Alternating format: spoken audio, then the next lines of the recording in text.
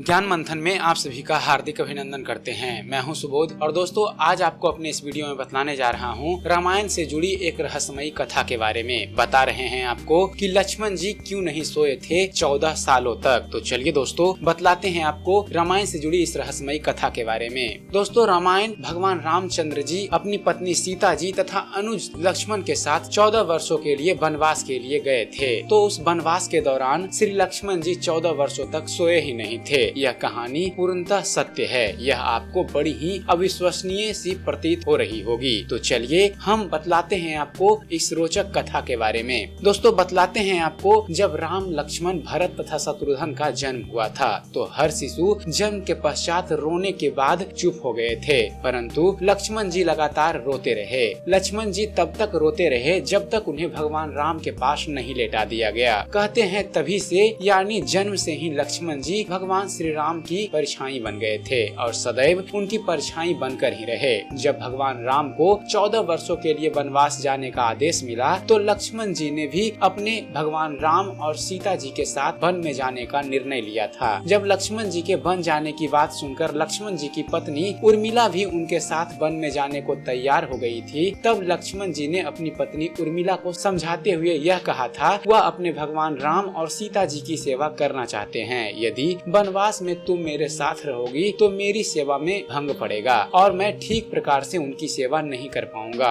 लक्ष्मण जी की इस सेवा भाव को देखकर उनकी पत्नी उर्मिला ने अपने दिल पर पत्थर रखकर लक्ष्मण जी की बात मान ली थी और वह लक्ष्मण जी के साथ वन नहीं गई थी। वन में पहुंचने के बाद भगवान राम और सीता जी के निवास के लिए लक्ष्मण जी ने अपने हाथों से जंगल में एक सुंदर सी कुटिया का निर्माण किया था। भगवान राम और सीता जी जब उस कुटिया में विश्राम करते थे तब लक्ष्मण जी उस कुटिया के बाहर प्रहरी के रूप में विराजमान रहते थे। पुराण यह भी बताता है कि वनवास की पहली रात में जब भगवान श्री राम और माता सीता जी अपनी छोटी सी कुटिया में विश्राम करने चले गए तो लक्ष्मण जी कुटिया के बाहर एक प्रहरी के रूप में पहरा दे रहे थे। तभी उनके पास निद्रा देवी प्रकट हुई थी। उस समय लक्ष्मण जी ने निद्रा देवी से वरदान मांगा था कि वे पूरे 14 वर्षों तक निद्रा से उन्हें मुक्त कर दें। निद्रा देवी ने स्वीकार करते हुए कहा था कि उनके हिस्से की निद्रा को किसी न किसी को तो लेना ही होगा। तब लक्ष्मण जी ने निद्रा देवी से विनती की थी कि उनके हिस्से की निद्रा को उनकी पत्नी उर्मिला को दे दिया जाए।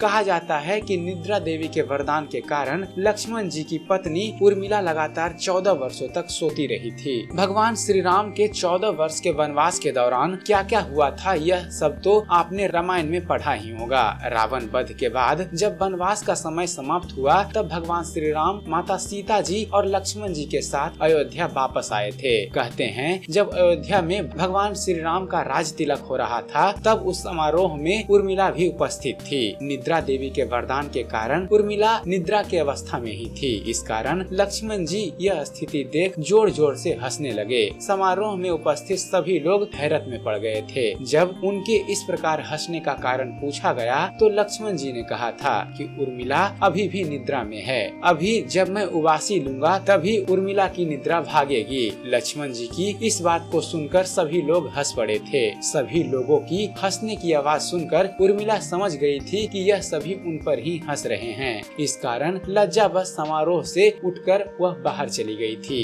तो दोस्तों आपको हमारे इस वीडियो में रामायण से जुड़ी इस कहानी के बारे में जानकर कैसा लगा यह हमको अपने कमेंट के माध्यम से जरूर बताइए। और दोस्तों चलते चलते एक ज्ञान की बात, दोस्तों हमेशा जीवन में याद रखिए कि जितना एक मूर्ख व्यक्ति किसी बुद्धिमानी भरे उत्तर से नहीं सीख सकता उससे कहीं अधिक एक बुद्धिमान एक मूर्खतापूर्ण प्रश्न से सीख सकता है। तो आशा करते हैं आप सभी को हमारा ये वीडियो पसंद आया होगा। अगर आपको हमारे इस चैनल पर दी गई जानकारी पसंद आती है दोस्तों तो आप हमारे इस चैनल ज्ञान मंथन को सब्सक्राइब करना ना भूलें। हमारे चैनल को सब्सक्राइब कीजिए और हम आपके लिए ऐसे ही धर्म और इतिहास से जुड़े हुए वीडियो लेकर आते रहेंगे। तो फिर बने रहिए हमारे इस चैनल ज्ञान मंथन के साथ और देखते रहिए, जानते रहिए। धन्यवाद। जय हिंद।